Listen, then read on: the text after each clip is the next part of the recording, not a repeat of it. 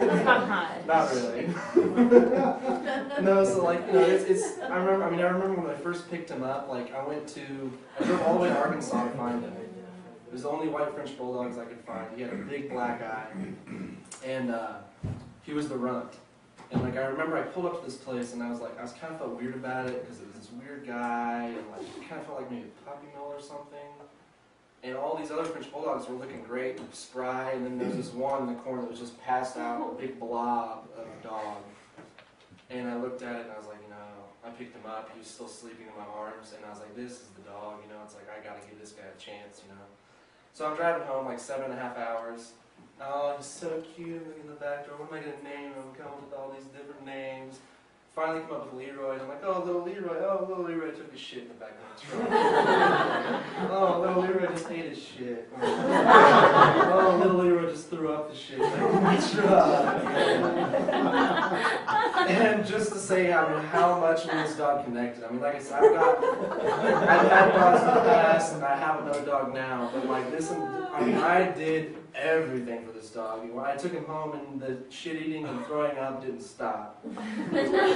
So it was something that we both battled, and I didn't eat shit. I battled it because I had to clean up the shit he was eating, because he wouldn't keep it down. Well, who's going to keep shit down? And I mean, I literally wiped this dog's ass for the first 6 months I had him. Hand wiped it, and I swear to God I did it. Because I loved him. Like I said, I mean, he was like a baby. It was like my baby, you know. I mean, he was like 25 pounds. It's like his final destination of weight. 25 pounds.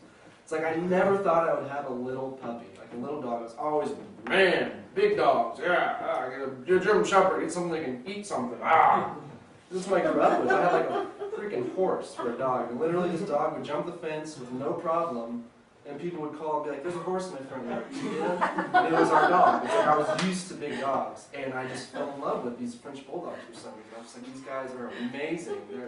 They are just like a big dog, but they're tiny. And that's what I loved about him. You know, I'd sit there and I'd take naps, and he'd just lay on my chest. The loudest, I mean, I don't snore, so, I mean, I grew up with snoring from my dad, but, you know, it was something that I had to kind of get used to again. Like I said, I tried to do everything I could to make me and this dog work, and it worked out so well. I mean, it was about a little over 2 years that he survived, and then eventually he had illnesses that are just so incredibly common with bulldogs in general, especially French bulldogs, you know. It's like, I guess if I have sex with enough of my brothers and sisters, I'll probably turn out like that too. Because it's just the inbreeding. It's just so terrible, you know. But I mean, it was, you know, I think about it, it's like it was only 2.5 years, but all I can keep thinking about is like, he was like, still, like I said, I mean, you know, it's like I was holding the box, and I'm looking at the book that I know has the exact pictures that it has in it, you know, it's like I get emotional, you know, even like, you know, almost 3 years later. And it's like, I know the connection we had, I know it was so deep. It's like, he listened to everything I said, and like, the funny little things, even about my personality, like, rubbed off on him. It's like, you would flip him off, and you would like try to bite your finger, if you like didn't like be flipped off. It's like, things like that, you know, I'm just like, we just had this thing going, and like, we were best friends. It's like, all he did, I remember the first time I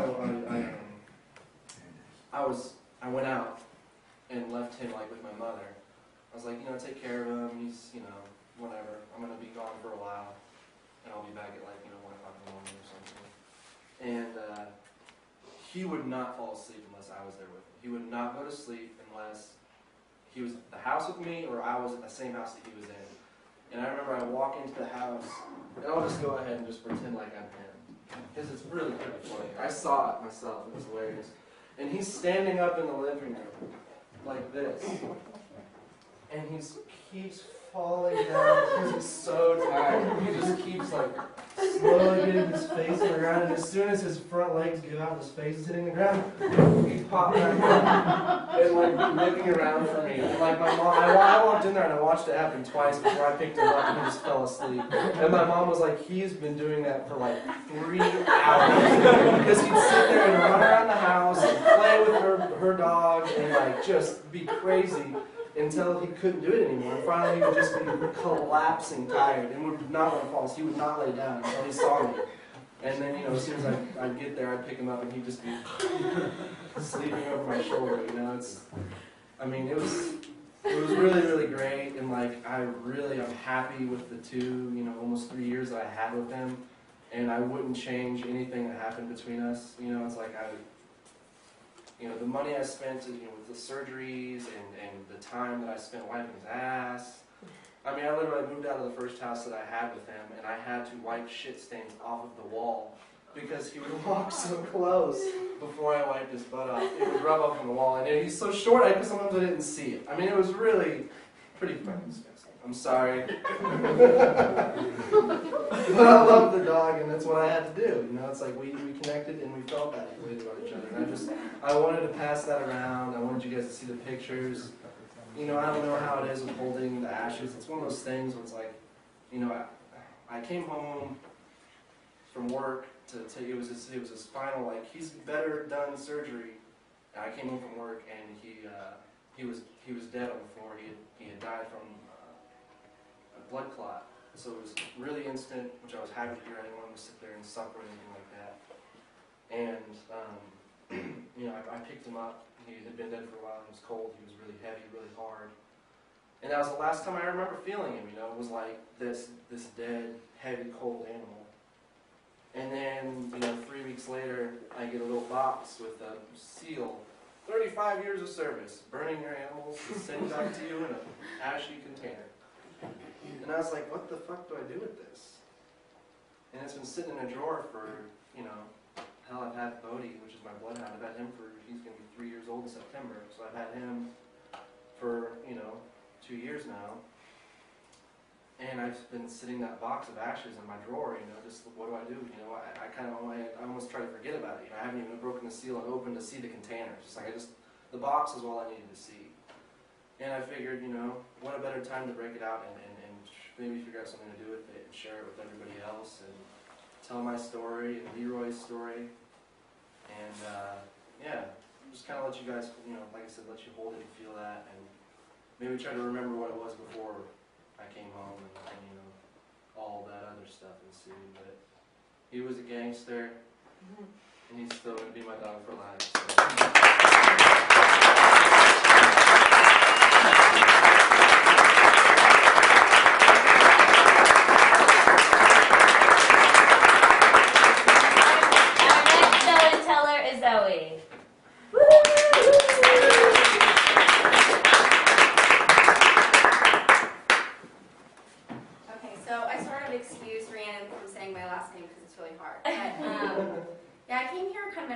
So.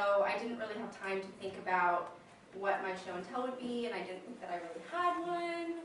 And yeah, it's really bright up here. I can't see any of you guys, but I'm the type of person where I think that buying gifts is really important. This is totally a tangent, but I have a really hard time picking last minute gifts out for people because I have to think really, really hard about what to get them. It's really important to me. So picking out a show and tell is something that I wouldn't just grab something to bring. But kind of in listening to everybody talk, I started thinking about it, and I was like, well, what do I have that's really important, or what do I own that's pretty important that is a pretty kind of crazy story. And in thinking about it, I was like, oh yeah, I have this scar, and I'm going to flash you guys a little bit here. But I have a scar that goes from here to here.